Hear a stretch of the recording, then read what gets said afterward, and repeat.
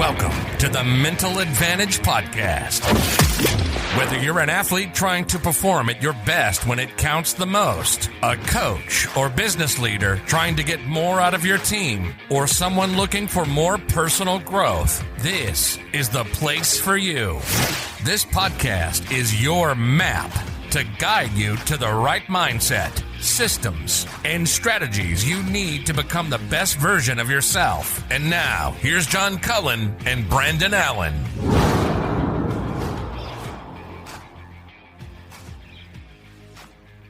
All right, welcome back. It's been a little bit, 2 weeks. Brandon, we took that holiday break.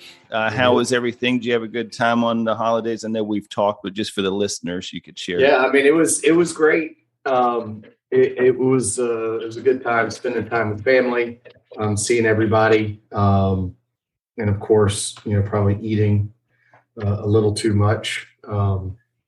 Now, is Thanksgiving when you make that great pound cake, or is that a Christmas thing? That's can Christmas. Remember. That's Christmas. So, yes. Yeah, that is Christmas time. Yeah, little do the listeners know Brandon's got probably has good cooking game in general, but the pound cake, I would say, is pretty exceptional, having had that before. So that's very nice of you to say. I would give the ingredients all the credit, though. There you go. Well, we got a great one tonight. Bhrett McCabe, Dr. Bhrett McCabe, everybody remembers from being on the show. He's one of those guests that we've received a lot of feedback from in the past. He has a new book out, Break Free from Suckville, which is a great title and an even better book. I mean, it's a really packed full of a lot of good, systems and strategies to kind of help everybody get free from this place where we all go to when we're dealing with struggle and we're dealing with some performance failure. And we have this idea that we're not living up to our potential. And Bhrett will talk about that in this interview. And, for you listeners, he also has written another book called The Mindside Manifesto. And I would highly encourage you to get that one as well. But Break Free from Suckville is a really good one. It is, and the whole idea of kind of switching your mindset and the overall perception of what you're doing or trying to accomplish. I think the thought that, and I know Ken Ravizza talks about it a good bit in Heads Up Baseball, where it's this whole thought of, hey, if your expectation of yourself is that you're going to be able to play your A game at 100% all the time, that's probably completely out of line with what reality is.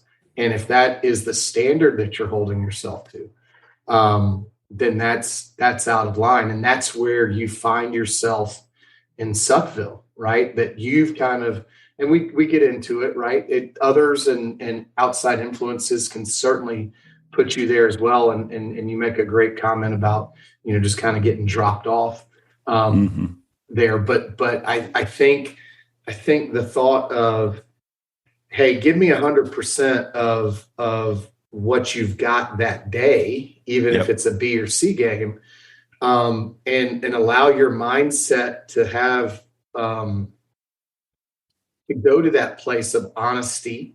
And it's hard as a competitor. So I think it's a great listen for the folks out there.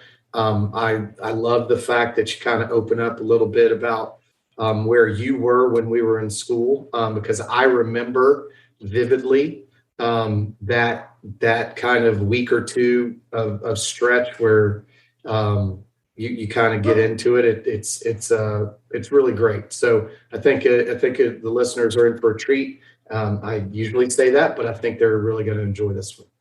No, it's so true, and everybody deals with it. And we talk about it in the interview, but the idea that the only certainty in life is uncertainty. It's how we adapt, and we talk about this all the time on this show. So get your pen and paper ready. Here's Bhrett McCabe. Well, Brandon, last night was one of those nights. I felt like it was kind of pregame, right? Where you have the adrenaline going and you just can't sleep. I was so excited and fired up for our next guest to rejoin us, Bhrett McCabe, Dr. Bhrett McCabe. Of course, you guys will remember from earlier in our podcast history, Brett's the author of a couple books. He, works at University of Alabama in their mental performance side. And just Bhrett, welcome back to the show. We're so happy to have you back on. No, I appreciate that. Thank you. It's, I will say this, fun. Your show is probably one of the most talked about shows that we have. And that's just Brandon and I, right? Like the listeners liked you as well. Well, I appreciate that. It's, I love doing podcasts. I love being a guest on podcasts. I think a lot of times it allows me to have discussions where it kind of sparks some content for me. I'll always keep a notebook by my side, and I tend to where I kind of get my inspiration on things is talking. I think better when I'm able to communicate. So I love doing podcasts, and sometimes we go off the beaten path, but that's kind of the fun stuff. That's exactly right. That's where we really get into some of the good stuff. Well, we're here, of course, we're going to be talking about your new book, Break Free from Suckville, which so excited to tell the listeners a little bit more about this book. And it's one of those things. I was re-listening to our show that we did with you before, and you had talked about, I think actually you had just sent it to the editor or something like that, right when we were recording that show. And, as I've told you before, Mindside Manifesto is one of those books that you're one of your other books that I now give out to graduates because I think it's one of those things that prepares people. Having that ability to create that competitive mindset not only helps an athlete, but it's going to help somebody who's just graduating college and getting ready to go into the workforce. I mean, those are things that all of the things that you unpack in that book are very helpful as well. Well, I appreciate that. Suckville came about because it came about because of, sitting with clients day in and day out and, remotely now, but sitting with clients and hearing their struggles and why people come in. And what I found was, if what motivated me to write the manifesto was the fact that I felt that people needed to be willing to declare what they were willing to fight for, Suckville's the book that's saying, why am I falling short of that?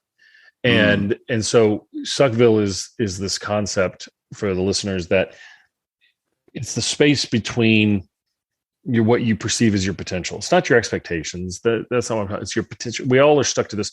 Why am I not realizing who I am? Why am I making these mistakes? Why am I doing that stuff?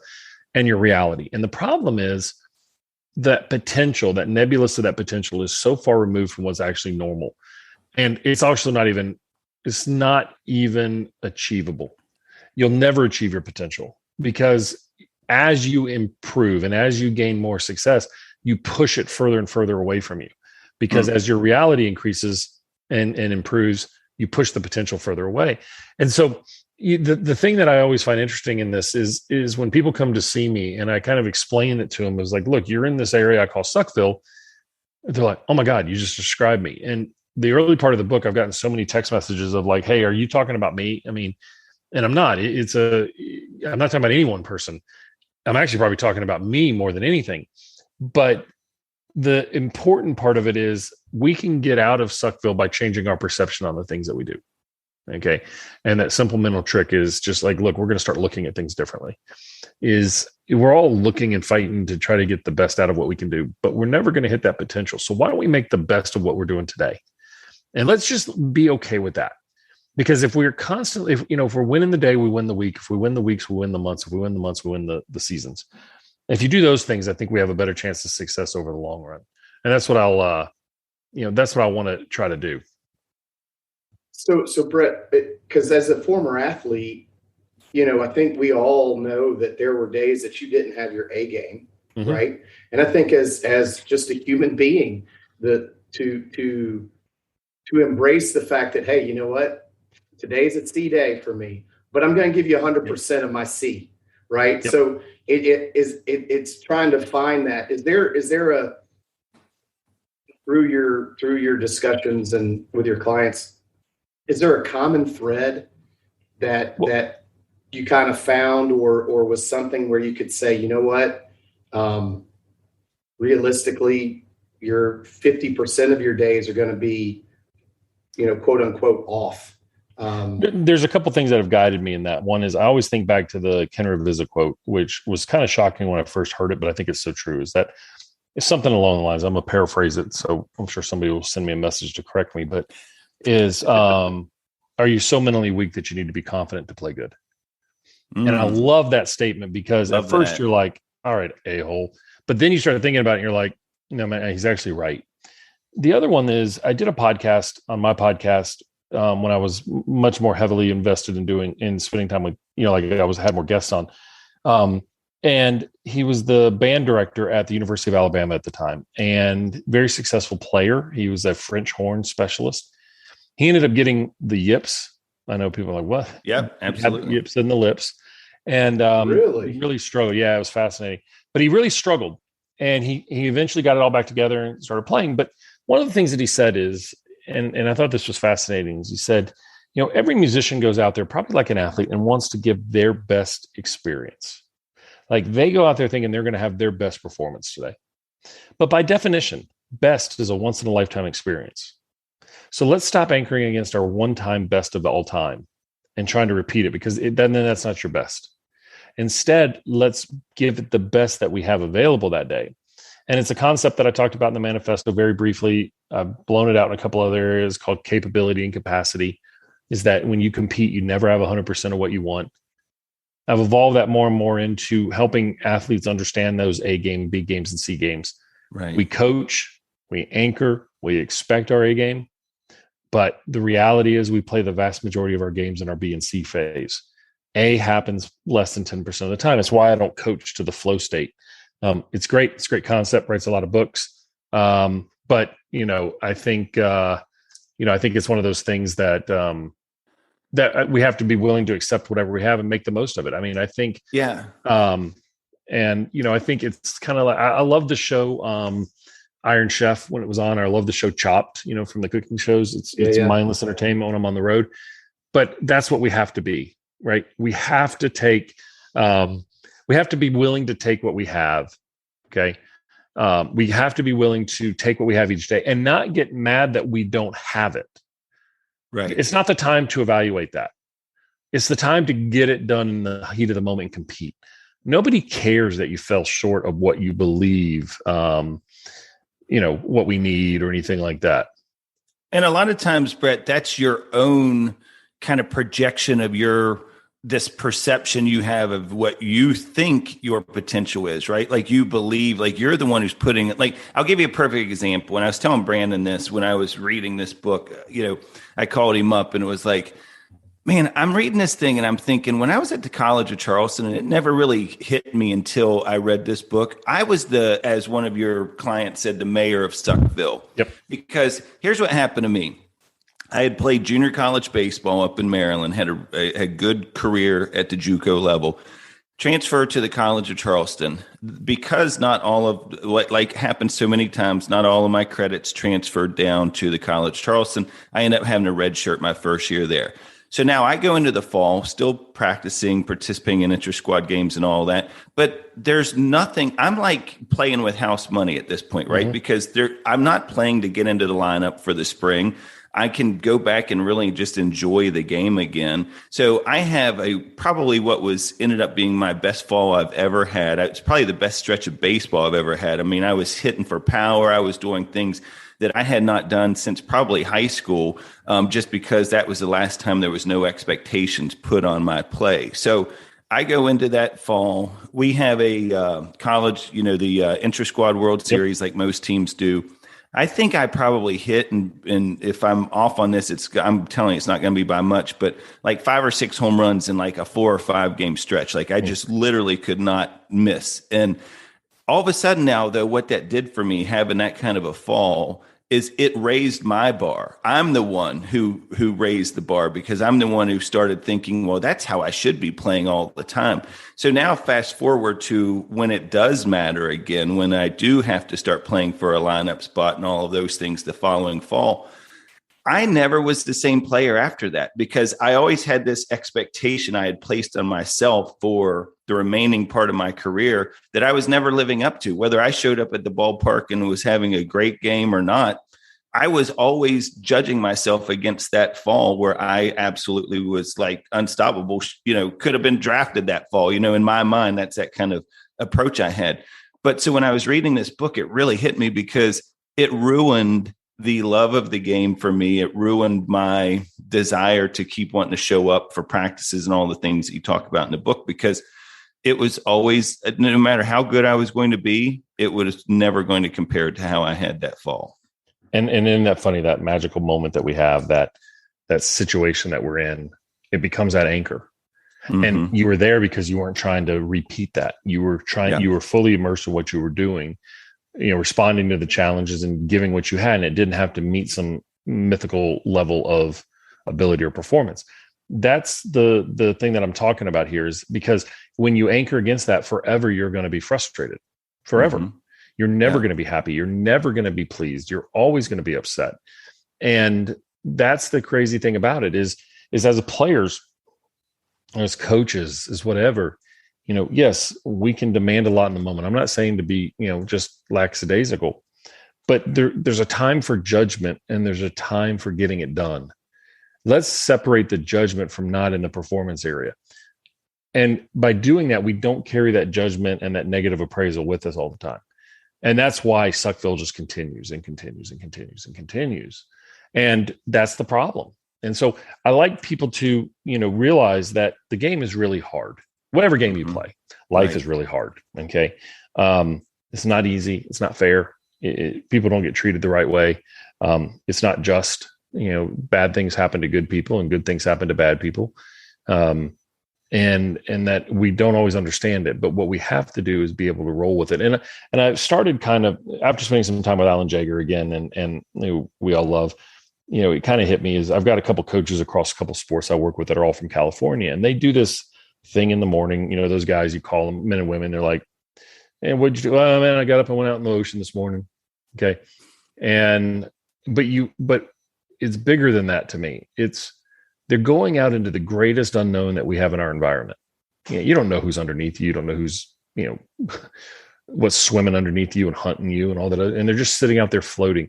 They have no control of the waves. They have no control of the current. They're just one with it. And the days that the waves are good, they ride them. And they do the best that they can with them. And then they're thankful when they leave. And it's like it gives them this soul of peace and comfort when they go out into the day, that I can flow with anything that's in here. And you can be the most intense person in competition, but still adapt and roll and flow.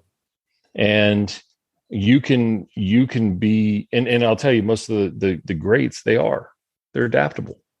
They're not changing at the whim, but they're making small changes to adapt in the moment. And some people may call it intuition. Some people may call it just experience. There may be a lot of different things there, but they are true.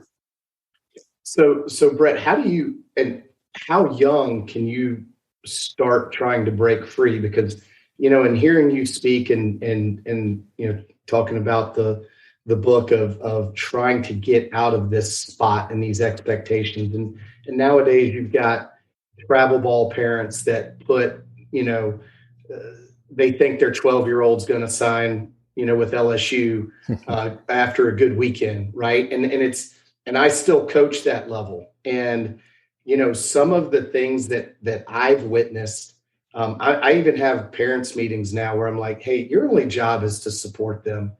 Trust in me. If you've allowed your son to come play for me, trust that I can recognize the things that need to be corrected and that we need to get better at. And let me do that, and you not do it in the car or between games and things like that. And, how much of it is self imposed, and how much is it an outside influence to put you into Suckville? Well, I think first of all, it does come from the home environment, right? But we have to understand for kids that kids are not the most emotionally logical. Young 25-year-olds are not either. emotional maturity tends to grow as we get older. And so people say, I don't want my kid to cry if they strike out. But usually it means they just want it that bad. And that's how they express it. Why don't you give them an environment and help them understand why they do that versus chastising them to do it? I think we've got to establish healthy boundaries as coaches of what player development is all about. I get concerned of the total win mentality of travel baseball, but at the same time, I also get very concerned about the whole showcase idea. I don't know what a showcase is. Like, don't have a clue. Right. I don't know how to play a game that doesn't have an end. But when does winning become a priority? Because I'm kind of contradicting myself saying that.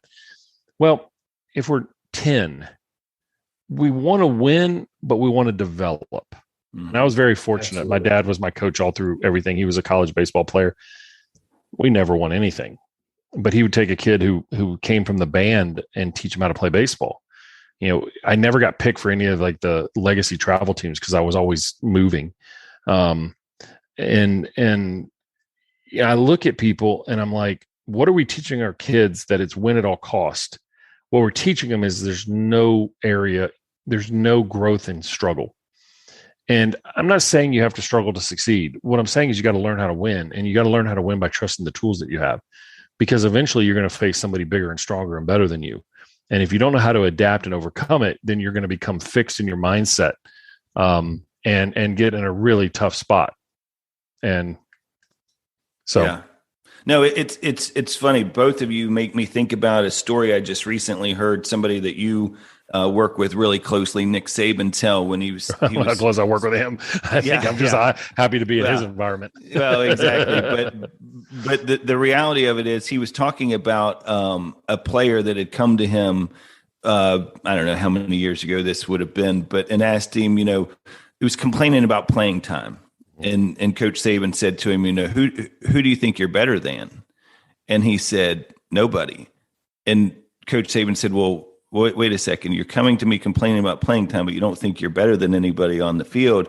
And he said, well, my family does. My high school coach does. My, friends do. All of those things. And to Brandon's point, I think, and as I was reading this book, I started thinking about this, and I was like, that I think is one of the key things, is being mindful that people can drive you to Suckville, right? They can drop you off and leave, but because of all of those external factors that they're saying, I had a young man over in Tuscaloosa yesterday at Bama, and it was this conversation. Everybody thinks they're going to come in as a freshman and be a superstar, and everybody thinks that it's their time when they're freshmen, and if they don't do it as a freshman, they're damaged goods. This is a young man who's a very talented player, but he was very behind in game IQ. Like he had to learn how to play the game, because his high school developmental side was really just talent against talent, figure it out, go play. Mm-hmm. So he comes to Alabama, which is highly structured. They're not going to give up on that. They are not going to allow you to take the shortcut. They're going to force you to learn their system, because just like the system I played in, the system will drive you. And so I said, are you staying patient? He goes, yeah, I got no problem being patient. And I knew what the answer was, because I said, okay, then who's not patient? And he said, yeah, it's the noise around me. Mom, dad, coaches, they don't understand it because they're not in it. And I said, then that's what you need to tell them. I said, I sat with Mac Jones when Mac was a fourth-year player and was just getting his opportunity. I sat with Josh Jacobs, who did the same thing. I've sat with player after player who waited their turn. And then all of a sudden, Derrick Henry wanted to leave after his freshman year.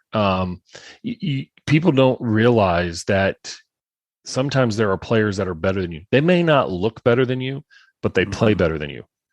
Now, you may be better than them in the long run, but you're not right now.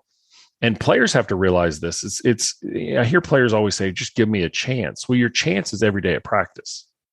If you're expecting to improve in a game, you're not going to. Right. I've only watched players. We had one guy on my team who was a former catcher who switched to being a pitcher, who got infinitely better as a pitcher once the game came on because of adrenaline.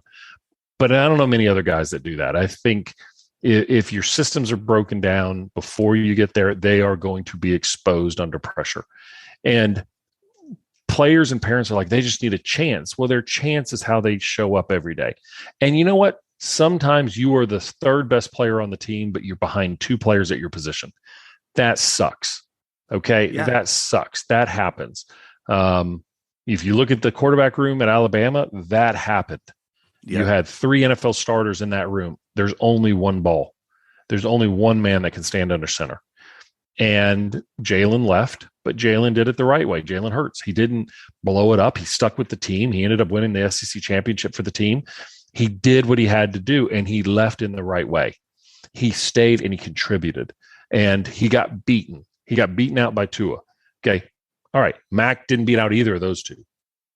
All right. But he waited his turn when Tua got hurt. Jalen was gone. And so you look at those things, and I think the thing that people have to recognize in all of this is that these plans that we assert that we think that we're on this fast path is really just BS.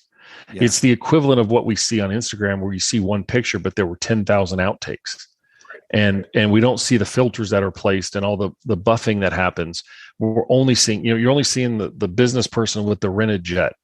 And then as soon as it's done, he gets back in his rental car, takes it back to the rental shop, and then catches the family bus back home. We don't see that, right? Mm-hmm. I always say this about people in my field. Don't assume just because somebody posts that they work with somebody that they actually do. Mm. They may be there. They may have sat through a workshop. But that doesn't mean that they have trusted them with their financial resources to become a part of their team. Mm-hmm. A coach may have offered somebody to come in and speak to the team for free. That doesn't mean they work with the team. That means the coach gave them a favor to come speak to the team. And so I always tell people this, and it's the same thing about players with success. Yeah. A kid in your club or your kid, yes, they've been offered by a school. You have no idea what their scholarship is. You have no idea why that coach offered that scholarship. You have no idea what that coach was doing and thinking why they were doing it. There may be a long-term play there, but I had no college opportunities. I had University of Tulane or Tulane University, whatever they're called, interested, but they never really jumped on it. I had a school in Northeast Louisiana at the time, interested. I had a Division III school, had nobody. And then I got a call from LSU.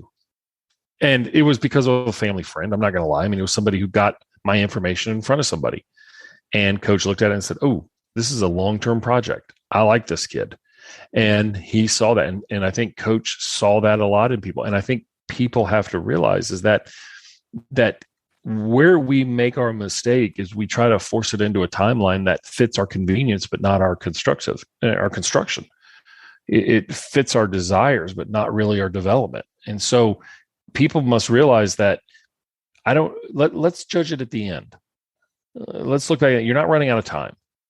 I played 1 year of varsity baseball. I would have been bypassed by every major school in the United States right now. But I can guarantee you, if I'd come out and shown up like I did my senior year, all of a sudden people would have paid attention. And lo and behold, they would have found room. Yep. Kids today in today's game, they have a wrinkle that's happening. The COVID year really messed with a lot of situations, but you also have another issue. If I'm a college coach at LSU, Georgia, Florida State, whatever, okay, do I want to recruit high schools or do I want to recruit other Division I 4-year schools? Absolutely.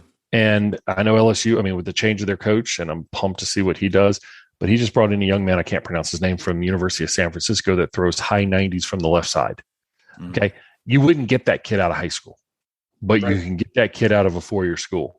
Right. Now, did they do anything wrong? No. If you build the program, those kids will find you. And it sucks for the coach that they're leaving, but that coach then needs to backfill too. So what I tell players all the time is, don't think that you have to go to your dream school right away. And I'm not saying this in a bad way. I'm not trying to be a jerk to coaches, but people do transfer. Like, they do that. And, it's sometimes you may actually be better at the school you didn't think you wanted to go to because you got playing time. You got a really good coach that invested their time in you. Some of the best coaches at some of the biggest schools may not be the best developmental coaches. They just may be really good at running talent, but they don't spend any time on developing your skills. Not identifying anybody in general. You just need to look for what's the right fit. And I think if you understand what makes you tick, if you understand what makes you compete when you get in the heat of the moment, if you understand all those factors, then you're further along in the maturity process of what it takes to be successful. Absolutely. Brandon, you had something? No, it's interesting to me that the way that process can suck the joy out of, because everything you just described, Bhrett, as I know as an 18 or 19-year-old, patience was not something that I that I had, that it just wasn't. And I know even now with my kids, that level of patience is just gone. I mean, the instant gratification piece is well, think about it, right? You give a young kid a flip between the movies, but if they get on YouTube, they're not going to watch a YouTube. They're going to switch between YouTubes. They're just constantly. It's that gratification. Well, it's short term. It's short attention spans because something is shinier, or there's the potential of something better on the next swipe, and it's inherent in what we're doing. And so I watch people's like, would I have been how many kids would do what I did? Coach told me I wouldn't play for 2 years, right? I would have been like, no, I gotta go somewhere I can play. Okay. Very fortunate that my dad and mom had instilled in me the fact of be fortunate about where you are, make the most of it. I think when players are competing, it goes back to a comment we were talking about before. Players think that it is going to all of a sudden manifest into something different when they get out there. They actually regress. Statistically, performance-wise, people regress under pressure. And so you have to, instead of seeing that I need to play and I'm going to get the opportunity, I'm going to perform, it's I want to get as many opportunities as I can in the pressure moments that allows me to improve my game. And that way I can become trusted. Coaches are not going to play players they can't trust. They may look at Brandon and say, man, he's going to give me the upper end, but I just don't know if he's going to go 0-for-6. Right. And it's my issue, Bhrett, with what you're talking about there is my issue with these, and you see this all the time, is you see these, hitting instructors, pitching, coaches, all of these that are specialty, like, pay me $100 an hour and I'm going to have you go through these exercises. Everything's always in a controlled environment, though. Yep. They never experience that pressure you're talking about. There's no replication for that game situation, being out there and having to compete in a moment. If I'm always grooving 75 mile an hour fastballs to this guy in a cage and he's just sitting there, getting barrel after barrel, well, yeah, it's going to look great, but is he developing? He's not getting any better because he's not under that pressure you're talking about. What it does, unfortunately, it creates a chasm between the players who played in the past and the players that are teaching the game now, or the people who are teaching the game now, because the players of the past played the game. Okay. And Major League Baseball is becoming a little bit like the NBA, where baseball is not played until the postseason. Before that, it's showcases. And it's a shame. And I hate to say that, but it's true. And I think I was never a salary cap guy. I hope to goodness that they put a salary cap in, because the game is unwatchable until the postseason. Yeah. And I love Major League Baseball. I always have. I love going to games. I couldn't even tell you who was on the roster of the St. Louis Cardinals this year, which is my team. Mm-hmm.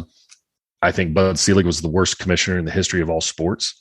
And I think he put the game back so far, but he built a game where he built a scenario where he gets to pat himself on the back all the time and look about how great he is. But I think you take a look at, to that point, right, and I know that there's a lot of organizations out there that have done great stuff with increasing speed and all this other stuff, right? We were doing plyometric balls or whatever those things are called back in 1990. We were throwing heavy balls and quick balls and moving and those all this stuff. They just didn't have logos on them. They were made by tape and buckshot. And, we did that kind of stuff, but that's cool. I think it's great to watch kids run, take 4 crow hops and throw into a backstop and have a inaccurate radar gun say they threw 99 miles an hour. Right. It's one of the reasons why I love Jaeger, is because he has a system of pull downs. And it's not just, craziness. If you watch his system, I know people have bastardized it and only taken parts of it out. Jaeger's system is a lot more in depth than that. And I would I'd trust my arm with him any day. And so I think we have to look at it. Major League Baseball's mile per hour, I think it's gone up 10 miles an hour in the last decade, or 15 miles, but we're not better. You can throw 101 miles an hour. Guys are going to catch it. They're going to get the barrel on it. Particularly as the strike zone continues to shrink, because they want more offense. But players, there was a game in the postseason, which I think it was Tampa Bay and the Red Sox. And I want to say Boston was going to clinch that series that night. And so they had runners at second and third and less than 2 outs. And so it was in the 9th inning. They had Red Sox had and they were in Boston, had kind of gotten some, it was tied, but they had gotten some fluky ways of getting on base, like a ground ball that the first baseman couldn't catch, couldn't pick and stuff like that. And so now they're at second and third. And they bring up this guy. I don't remember who he was. He was one of their big hitters. And Tampa Bay was in the shift. Okay, now I want you to think about this for a minute. And nobody lays a bunt down. 100%. The announcer keeps going, oh my God, just bunt it to the right side. They can't get you. Okay. Now, it worked out for him because he hit a sac fly. Okay. And they won. But what bad baseball? Right. First of all, Tampa Bay's in a shift. Like, right. What in the hell are you thinking? Yeah. Okay. Your infield should be in. You should be waiting for that. Okay. And I don't know. I didn't play Major League Baseball, but you could hear the announcer going, oh my God, like, what are we doing? Like, just put it down. But yet we've watched the number of times players can't get runners over from, second with less than 2 outs. They can't get a runner in from third with less than 2 outs. They can't move a runner. They can't hit their cutoff man. They can't, because they've grown up playing. Your skills will hold. Your skills won't hold. Your tools will hold. Right. Your tools are what you train. Your skills are what you have. And yes, you build them, but your tools are how you apply them. They're your playabilities. And, coach used to always say that is like, look, players have HWA, the great ones. It's how to win awareness. They know how to read a ball in down angle and take the extra base. They know how to, as a pitcher, to know when a guy's moving in the box on you. And okay, you have to know what makes you comfortable. The outfielder has to know that, the hitter has been late 4 times in a row. So I'm going to shade to the right center field gap a little bit. And so that how to win awareness is lost. Coach Saban teaches that all the time. As hard as he is on players, that people see, what he's actually teaching is he's refining the skills so much that people know how to win. They know how to get in a position. They know how to read an angle. They know what to do. They know those little things. And I share an example of it. And a business person told me this a while back, and I went and researched. I thought it was really cool. Are you familiar with the Brown M&M story of Van Halen?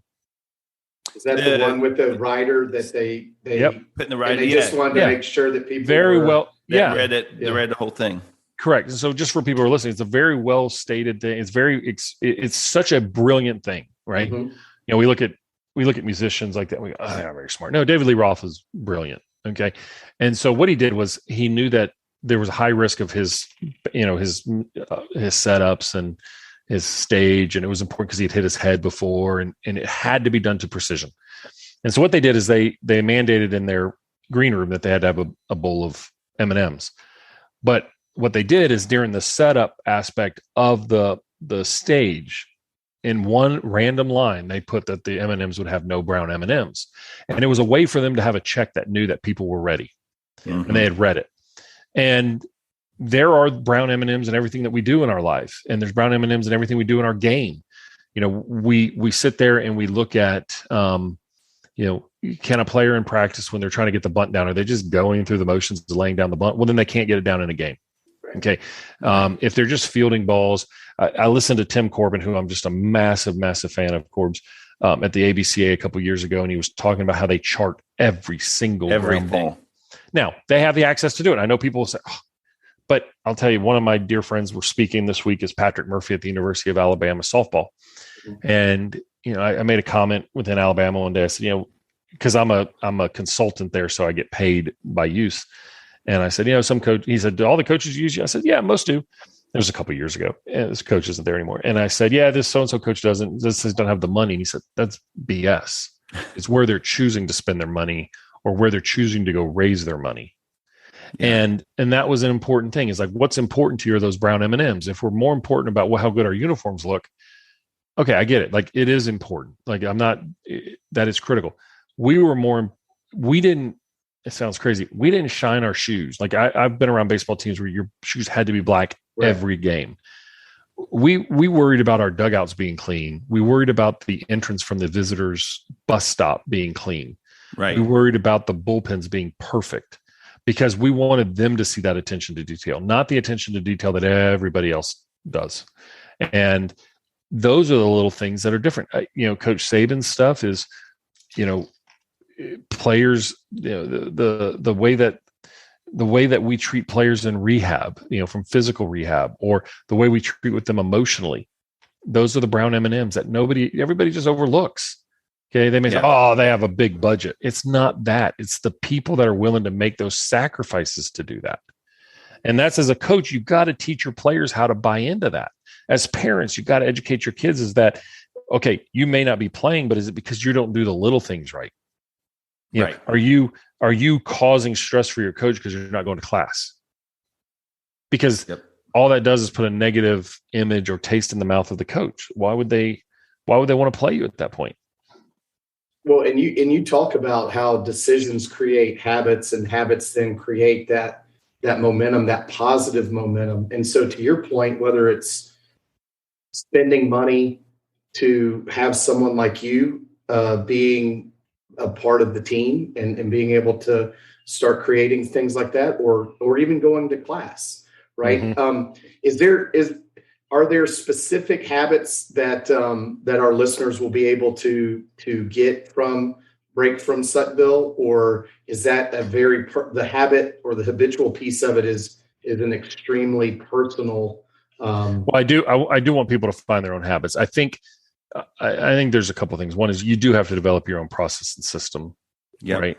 And if you are just totally by people, and people are constantly determining what you do. And we had a conversation last night with a very, very talented player who's now professional.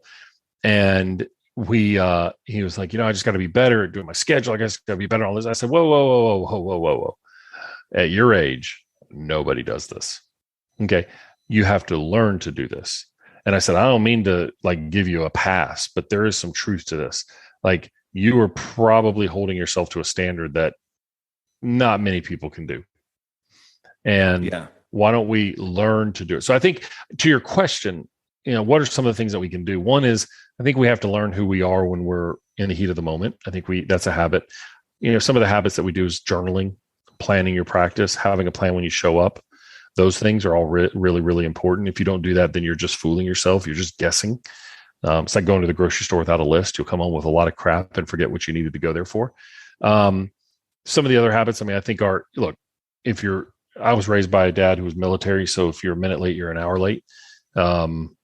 So being on time, being ready when practice starts is a great habit. Don't use the start of practice to get ready. Same as working out. If you're going to show up for a 10 o'clock training session, be there at 9:40 and get loose and ready and lathered up so that you get the most out of your trainer. Are you planning your meals?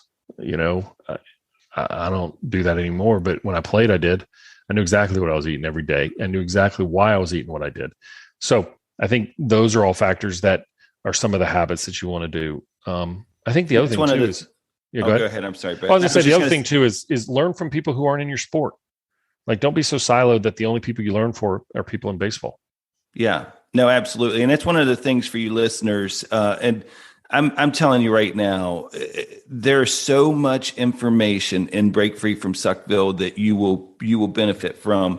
And I'm always amazed because one of the things you're talking about there is that excellence binder, and Bhrett lays out in the book, what are some of the things you can do, talking about your wants and desires, habits, like Brandon was just talking about, critical actions, gives you an outline that you can start to prepare your own excellence binder. Because, whether it was the system at LSU when Bhrett played for Skip, or whether it was, Nick Saban in the process, everybody, all the good ones, like you're talking about, have that attention to detail.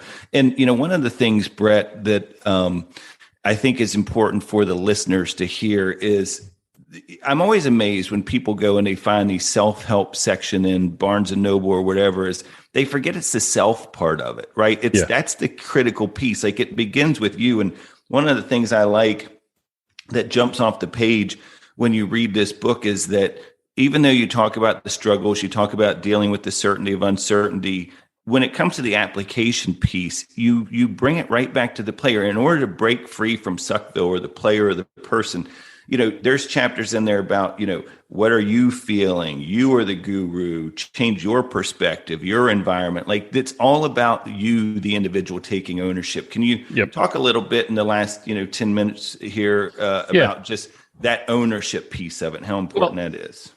I think that kind of started from my old college roommate. I remember when Todd was, so my roommate was Todd Walker, who played a long time in the major leagues, probably the best second baseman to ever play in college baseball. And I remember we would have people call and say, hey, I got this new whatever. I got this thing. You got to try it. Everybody's pulling on him back then. And he said, those things all may be really good, but when I make it, I want to make it because I made it, not because somebody made it for me. And I used to think about that initially as like, man, that's pretty damn arrogant, but it wasn't. What he was actually saying was different. What he said was that he is the factor. Okay. When John Rahm wins the US Open, he'll thank his team, and he did. And we had a great party on Friday night or Sunday night, but he won it. And I think I've always looked at it as my job as a coach is to have people realize that when it comes down to the heat of the moment, you're the one that wins it. Phil Mickelson in the golf world said something a couple of years ago. They said, well, you and your caddy have had an amazing run together. Y'all have won a lot of tournaments. He said, whoa. He's never won a tournament. Yeah. And people were like, oh, total jerk. No, he's right. Mm-hmm. Okay. His caddy was there to guide and navigate and assist him in the player pulling the trigger. Now, coaches win ball games. Okay. They get players in the right position. Players win ball games. They get in the right position. They do things. But the psychologist doesn't win anything. I've seen a lot of people in my field who take a lot of claim for a lot of things. I hope to never take a claim of anything. I mean, I'm very honored, to have rings and championships and things like that, but I don't want to be the guy. I didn't do it. And so I want the player to feel like they are the ultimate guru. They come see me. I'm not giving them some wisdom that they don't already know. We may do some education, but I'm going to help them find who they are and what makes them important. And if we do that, I think we're okay. But we have to take that responsibility too, because as Coach used to always say, the national pastime is the transferal of blame. And the importance of a team is, knowing that everybody has a different role. And so when it's a true story, when we were at the College World Series in '93, I had gotten injured that year, and thought I was going to be the third starter. And I went and through 10 innings on the year. And so I was not in the happiest mood going to the World Series. I was just happy to be there as a member of the team, dressed out, but I wasn't, if I was going to pitch, we were in major problems. Okay. And before the first game, I'm back there and I'm throwing batting practice to the guys in the cage. And any pitcher who knows being in that cage sucks. I mean, you were in a rapid fire zone, and it sucks. And hitters do a great thing is after they get out of the cage, they walk out of the cage and the next guy comes in and all the balls are still sitting on the ground. Okay. And so the pitcher, the one that's in there the most, is the one that's got to pick them up. And so guys have been doing that all morning. And of course I was ticked and not happy about it all afternoon or whatever it was. And of course my roommate steps in there, Todd, who's our number 3 hitter. He's our superstar. And he hits his. And as he's leaving, I said, dude, at least you can help us. You can at least help me pick these up. And he looks at me and he goes, you have to know why you're here. And this is why you're here. And I was so pissed, but he was right. Mm-hmm. My job was to get Todd ready to play. Todd's job was not needing to pick up the balls. Okay. There may be a guy on this squad who catches batting practice every day. That's his job. I've done it. I did it all through my sophomore year in high school. I caught batting practice every single day before a game in Baton Rouge, Louisiana, 100-degree heat for 2 hours. Okay. I threw batting practice. I did charts. I did a lot of the work. But our job is to put people up there and help them take the shine and get them in that position and to have the pride. The 91 national title ring I have and the 93 national title rings, I don't look at those and go, yeah, I didn't play a whole lot, because I know what I did. And when I get together with the 91 team as a young 18-year-old redshirting freshman with 7 major leaguers on the staff, they don't look at me and go, oh, kid, you just never really, they were like, dude, you remember that time, before our last game, you were throwing batting practice from 45 feet throwing as hard as you could to get ready for a guy who threw 98 miles an hour back when the guns were probably accurate. And I'm like, yeah. And they look at that as like, I mean, I'm one of their brothers. Okay. Yeah. My job was to get them ready. And so there were guys, we had a kid that came after me. It was at my high school, a kid by the name of Patrick Coogan, who won the 96 national title game and started the 97. Well, in 94, 95, he was that kid that did what I did. And I've always looked at him as a little brother because I know what he went through. But he made it to AAA. He was an All-American. He was AAA, he blew out his shoulder. But you look at those things and you're like, I get it. Okay. And coaches, parents, players have to realize that while you are the guru, you're developing the wisdom to become the guru by the people you surround yourself with, the experiences that you endure, and the visions that you set for yourself. If you're impatient, you're going to short circuit that and you're never going to become the guru. Yeah. And, one of the things, Bhrett, you talk about in the book, because, that ownership, kind of finding that, do your job mentality, but it's also what I really liked was the perspective discussions you talk about and how change the perspective. There's a great quote is struggle works to ignore success, but attracts failure with such ease that everything gets stacked against you. And it's one of those things that I think the closing kind of message for a lot of the folks listening would be, this idea of uncertainty is certain. Like, yep, and it is how, and you talk about, talent and skills mattering, but it's what matters more is how you use those talent and skills to deal with that uncertainty. So just in the last few minutes, and we only have, I know, about 4 minutes left, talk about just, the importance of, okay, we're in Suckville, we're going to be getting out, but if we can focus that time and attention on anything, let's focus it on how you're going to deal with just the uncertainty of life, not just the game, but just life. Here's the number one question that I ask people. And is there any challenge that you'll face that you can't stand and face? If you realize that you can face any challenge before you, all the other stuff is drama. It's just BS. Because we fear what we're going to face. We fear the uncertainty. Oh my God, I don't know how I'm going to play. Can you stand in front of it? That's all I'm asking you to do. I'm not asking you to beat it. That'll take care of itself. Can you stand up to it? Can you embrace it? And if you can believe that you can stand in front of it, take the good, the bad, the ugly, but continue to throw punches, I like our chances. The only thing that is certain is the uncertainty of the future. We have no idea. Okay, we're living in a world right now where every time somebody mentions lockdowns or something like that, it puts the country and the world in panic because we've now been, I don't want to say burned, but we've now been, I'm not saying that from anti-doing that. What I mean is we now have trauma of having to go through that. Yeah. Nobody wants to go back to doing that again. Nobody wants to go back to failing again. Nobody wants to go back to losing their job. Nobody wants to go back to, okay, but if you have to have a second Tommy John, you face it. If we have to go into lockdown again, we do it. Okay. We do it. Okay. We may hate it, but we can do it. I can do it. I don't want to lose my jobs. I can do it though. Yeah. Okay? Coaches don't want to lose. We don't fear failure. We fear the moment we realize we failed. Okay. That realization. So once we realize that, then all we need to do is take a look back and go, you know what? I can do this. Absolutely. No, it's good stuff. I mean, we can't thank you enough. I mean, break free from Suckville for the listeners. It's just, like I say, and I don't want to oversell it.